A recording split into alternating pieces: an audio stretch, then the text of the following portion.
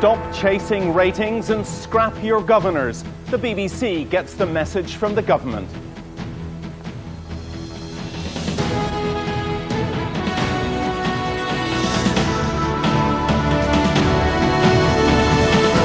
The BBC is told it can keep the licence fee for 10 years, but it must change and it must improve its programmes. Also tonight, narcotics state. Afghanistan leading the world again in the heroin trade. Political pawn. 7 cancelled operations but centre stage in Parliament. And horror in the heart of France. Dozens on trial for abusing their children. Here in the East Midlands, little Harriet Stobbs, who was given a new liver after a worldwide search, has lost her fight for life.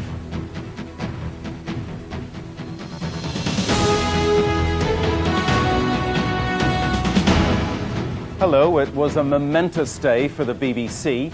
After months of criticism over the way it's run and questions about the licence fee, the government announced its plans for the future of the corporation. The board that governs it, as good as destroyed after the Hutton report, is to be abolished and replaced by 2 new bodies. The BBC was told not to chase ratings for ratings' sake and to produce more quality programming. The government also said a review is to be set up to consider new ways of funding it. To Lauren Taylor now, who's at Broadcasting House tonight. Lauren. Yes, since the BBC started broadcasting from here more than 70 years ago, it's become a respected British institution. But the government believes it's strayed too far from its public service remit, and it hopes that by scrapping the Board of Governors and urging it to get back to basics, it will become more accountable to its audiences. Massive output, all paid for by the public. For now, the BBC is being allowed to keep its licence fee for the next 10 years, but its structure will change and it's on notice to improve what's on offer to the audiences. The BBC will have to define much more tightly and explicitly the nature of public service broadcasting and the public value in the programmes that it broadcasts. Less copycat, less derivative programming, less aping its commercial rivals who don't have the privilege of the licence fee. So less of this kind of thing, makeover shows and copycat formats, and more of the serious news and current affairs programmes. It's all in stark contrast to this man's regime at the BBC. The former Director General Greg Dyke's approach was to increase popular programming. But his era ended with severe criticism of the corporation in Lord Hutton's report into the death of the government scientist David Kelly. The management structure which both runs and regulates the BBC came under fire, leading directly to the current shake-up. So the 12-strong Board of Governors will be abolished and its role split in 2. The BBC Trust, led by the current chairman Michael Grade, will regulate the corporation, making sure it fulfils its obligations to licence fee payers. The Executive Board, headed by Director General Mark Thompson, will report to the Trust. It will look after the daily management of the BBC.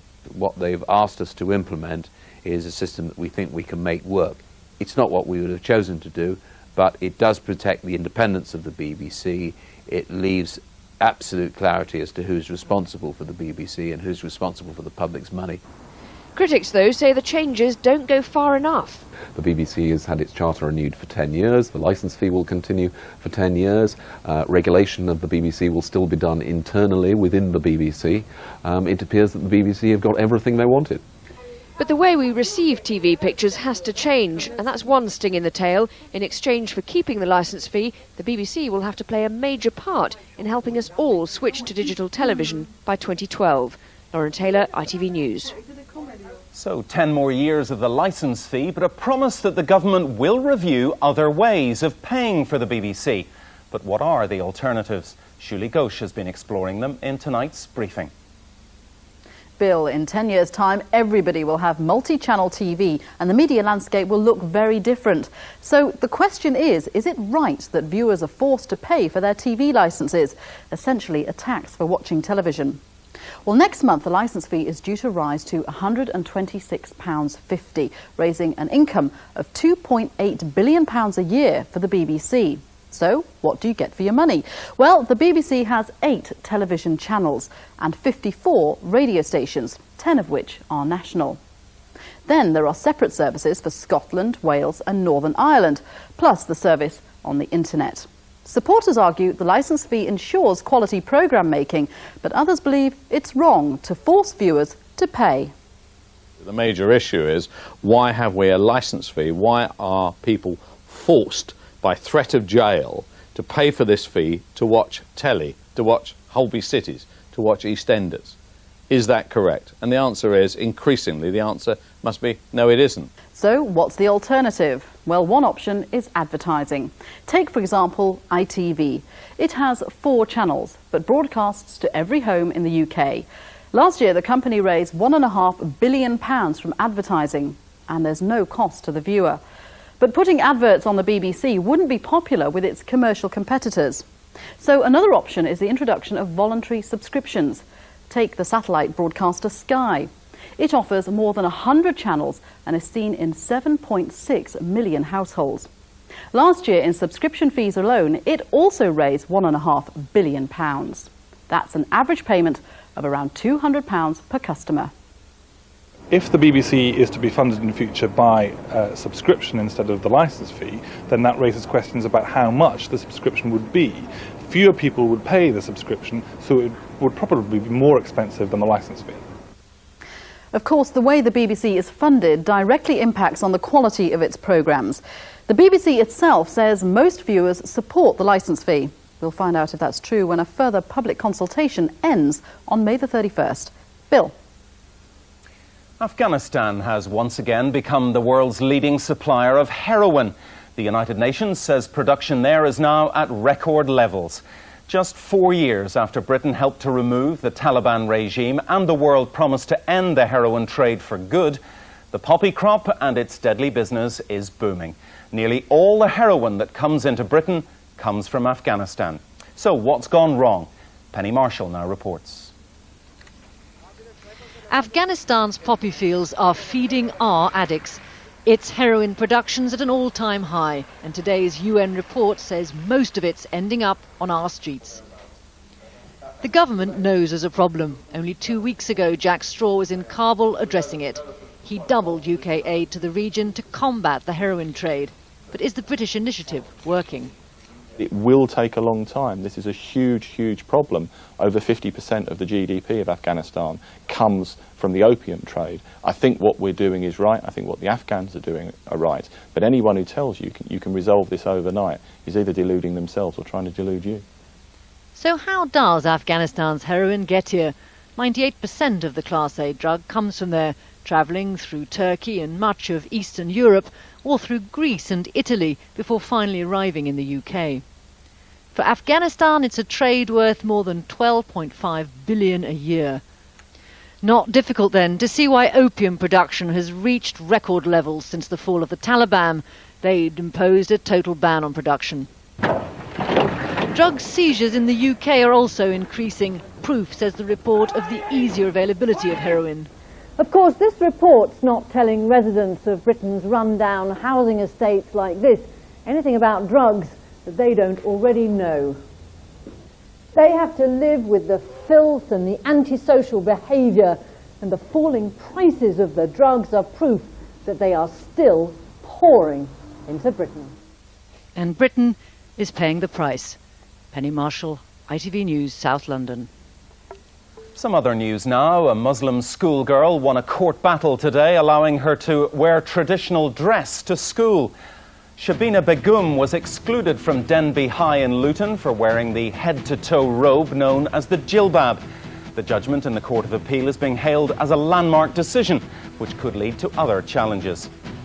And the mother of a terminally ill boy, allegedly murdered by his father, wept in court today as she recounted the day he died.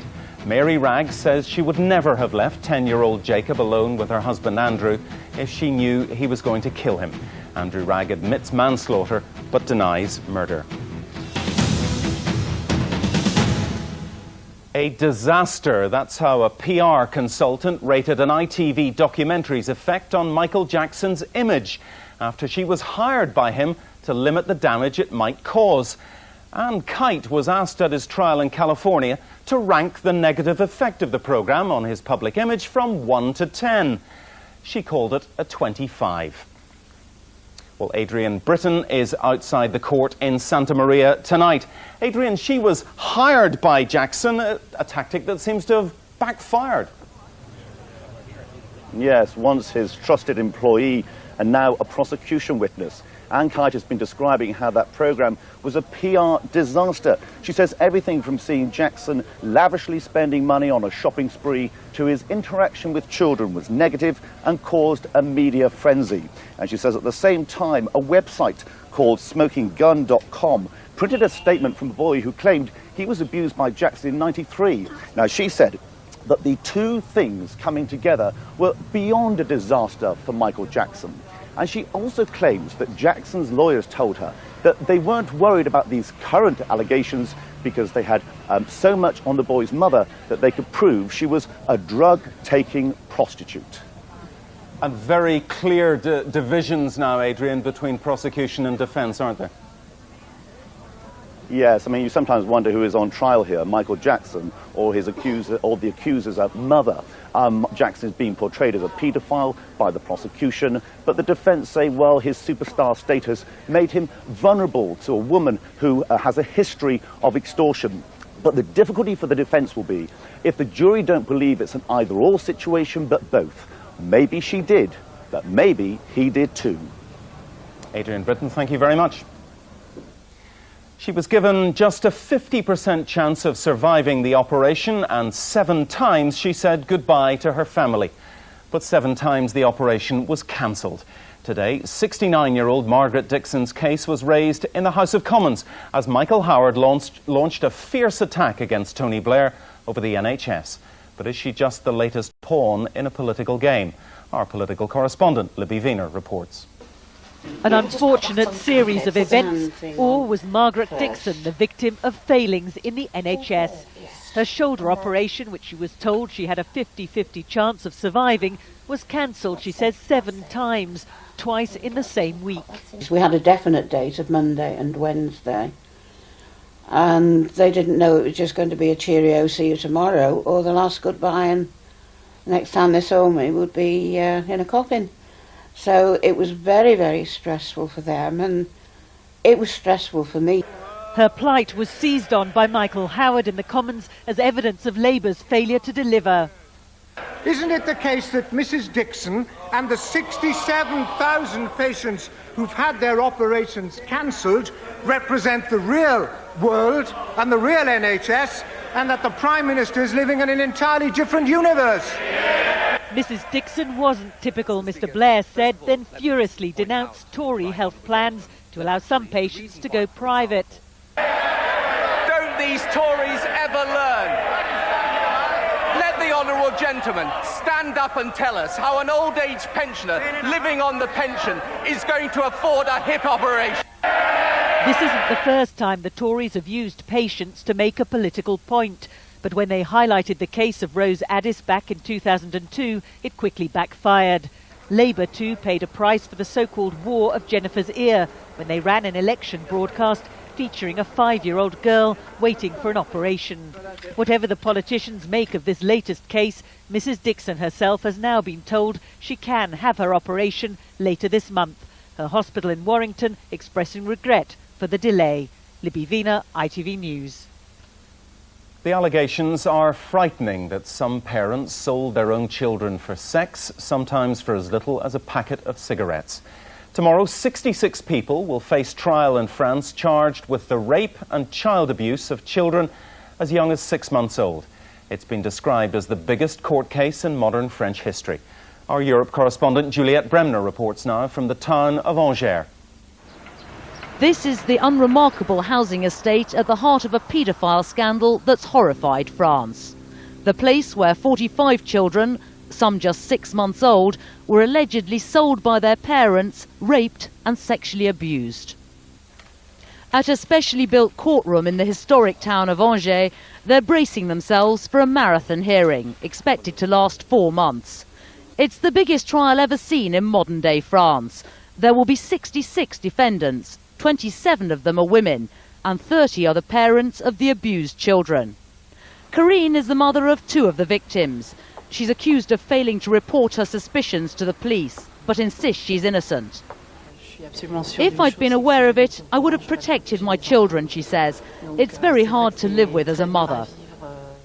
It's claimed some of the abuse took place in these garages, organised by two ringleaders, men who've both got previous convictions for sex offences. Those selected for the jury have been warned they will hear some harrowing evidence, including allegations that a 10-year-old girl was raped by 30 different adults. One of the most shocking elements of this trial is the accusation that parents sold their own children knowing they would be sexually abused.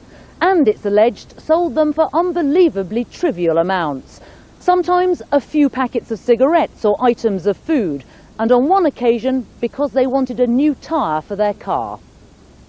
Lawyers will explain that many defendants are poor and badly educated, but that's unlikely to lessen the disgust felt by the French public. Juliette Bremner, ITV News, Angers. In the city, the FTSE 100 index slipped below the 5,000-point barrier, ending the day down nearly 8 points at 49.92. In New York, the Dow ended also down 18 points at just over 10,800. And tonight the pound is trading at $1.91. That's also down more than half a cent. And now with all of tonight's sports news, here's Felicity Barr. Thank you, Bill. Tottenham can look forward to a trip to Newcastle next week after booking their place in the quarter-finals of the FA Cup. They won their fifth-round replay at Nottingham Forest tonight, 3-0. All the goals came in the second half, Mido scoring the last in the dying seconds. And Rangers are still 6 points clear of Celtic at the top of the Scottish Premier League, but their 2-1 victory at Hearts ended with these unruly scenes. 2 players were sent off, Rangers' Dado Perso for a clash with the Hearts goalkeeper. And the SFA are sure to take another look at Mikkel Eunice's confrontation with the assistant referee, Andy Davis. Well, ultimately, a last-minute penalty by Fernando Rickson clinched victory for Rangers in that match. Southampton's David Prutton has been hit with a huge 10-match ban by the Football Association. He was also fined £6,000 for pushing and shouting at the referee during the Premiership fixture with Arsenal. Unless Southampton progress in the FA Cup, Prutton will miss all but one of the club's remaining games this season. The FA have been far more lenient with Jose Mourinho. The Chelsea boss has been let off with a warning for his gesture towards Liverpool fans during the Carling Cup final. And England's rugby captain Jason Robinson will miss the rest of the Six Nations tournament after injuring his thumb during their loss to Ireland. Well, they were known as Little and Large when they played together. Now both halves of one of Europe's best ever Ryder Cup pairings will get the chance to captain the team. Ian Woosnam has been chosen to lead the side in Ireland next year before handing over to Nick Faldo for the 2008 match in the United States. Here's Jonathan Wills. A magical moment for a proud man of Wales. The announcement made in Dubai, hopefully a good omen, a country where everything that glitters does tend to be gold. On my 47th birthday, to have a present like this is something I'll cherish for the rest of my life. After leading Europe to victory against the Americans in September, Bernhard Langer decided once was enough for him. Woosnam is the obvious choice to take over. An impressive record in the competition. He's played in 4 winning Ryder Cup teams. He's popular with the players and also has the mental strength to deal with whatever the Americans throw at him at the K Club in Ireland next year. I'm going to do my utmost to make sure I win the Ryder Cup for the 3rd consecutive time and try and make history. And also would like to congratulate the committee on deciding to give Nick Faldo the captaincy in 2008. It's not often you get 2 announcements on the same day, but the quality of the candidates who want to take on the challenge is so great that Nick Faldo was named European captain for the United States in 2008. Both he and Ian Woosnam will be hoping he travels there to defend the famous trophy. Jonathan Wills, ITV News. And that is tonight's sport. Bill. Thanks, Felicity. I'll be back in a few minutes with some of tomorrow's front pages. First, though, let's rejoin our ITV colleagues for the news where you are.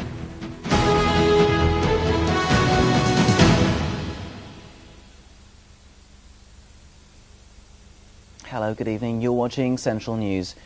First tonight, the sad news that baby Harriet Stobbs, who was given a new liver after a worldwide search, has died. She passed away last night, a month after the operation. David Chisnell reports.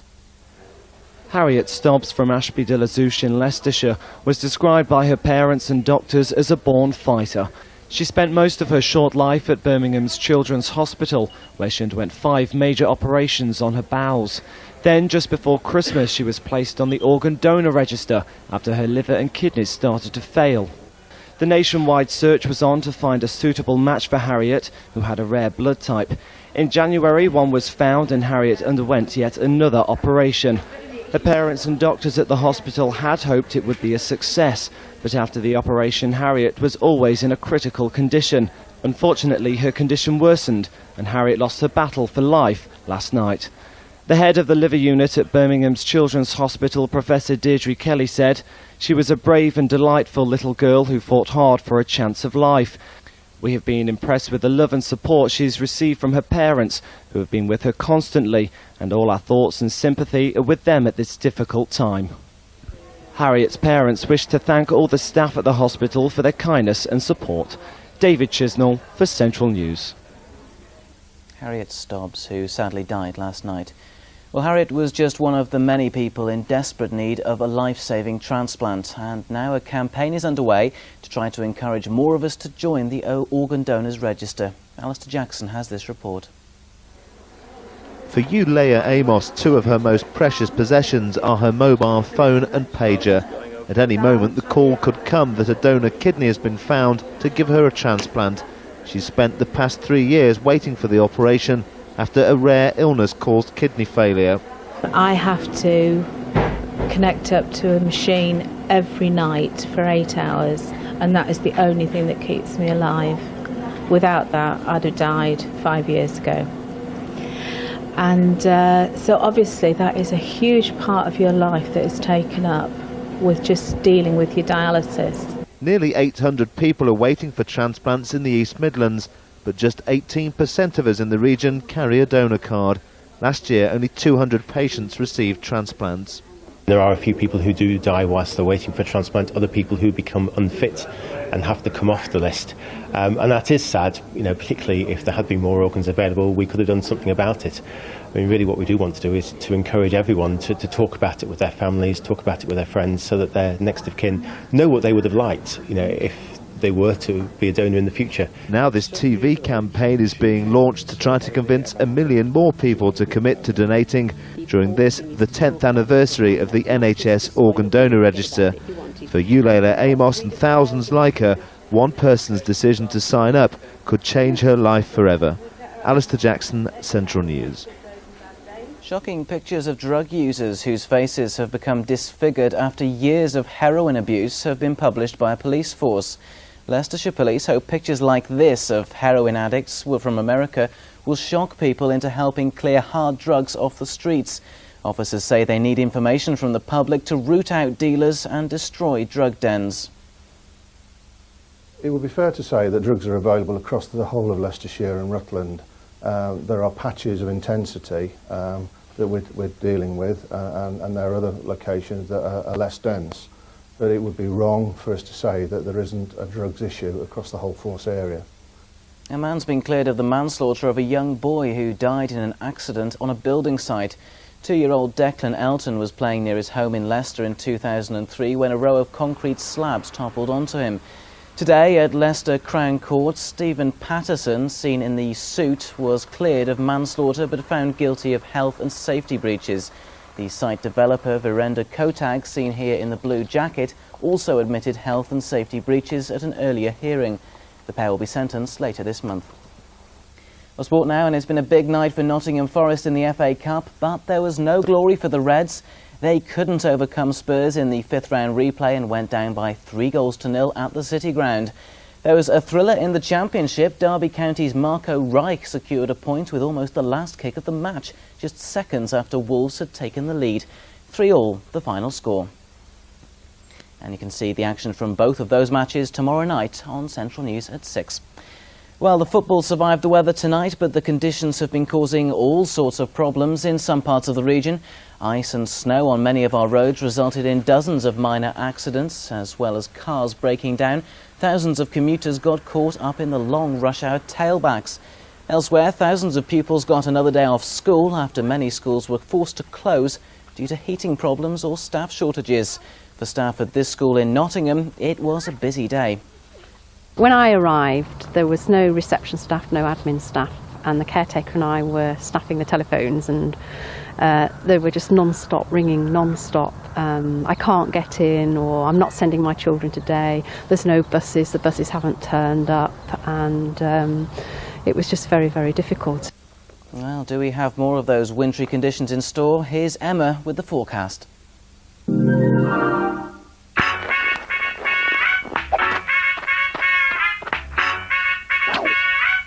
Central weather with BMIBaby.com.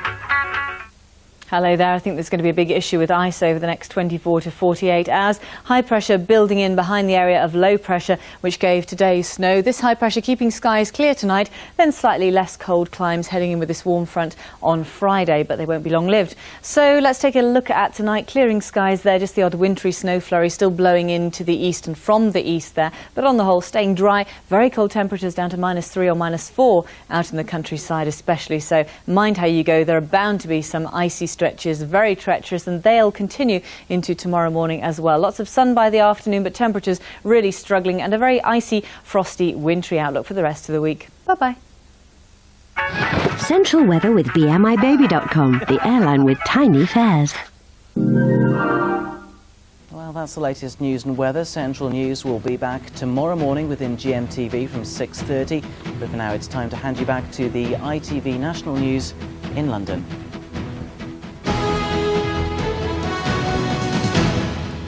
Hello again. Tonight's main news. The government renewed the BBC's charter and its licence fee for another 10 years, but it abolished the corporation's board of governors and called for more quality programming. The UN says Afghanistan has once again become the world's leading supplier of heroin. And the case of a 69-year-old woman whose operation was cancelled 7 times was cited by Michael Howard as evidence of problems in the NHS. Time now for a look at the front pages of tomorrow's newspapers. BBC faces shake-up for digital age, says The Guardian.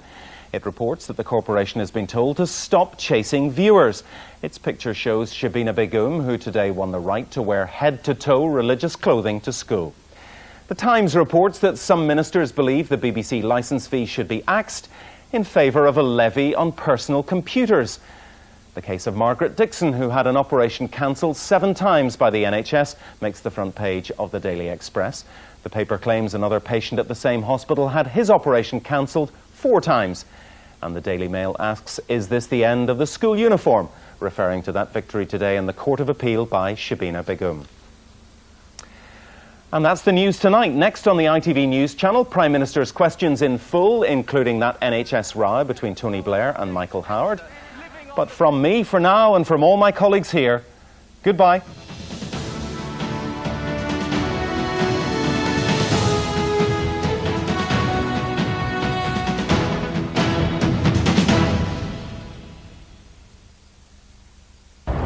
ITV National Weather, sponsored by Powergen.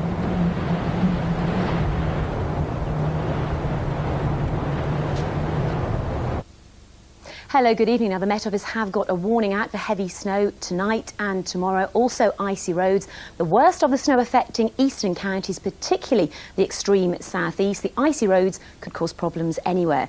So tonight we'll have that snow across many eastern areas. As I say, particularly the far southeast. With the wind, we could have some problems with drifting snow.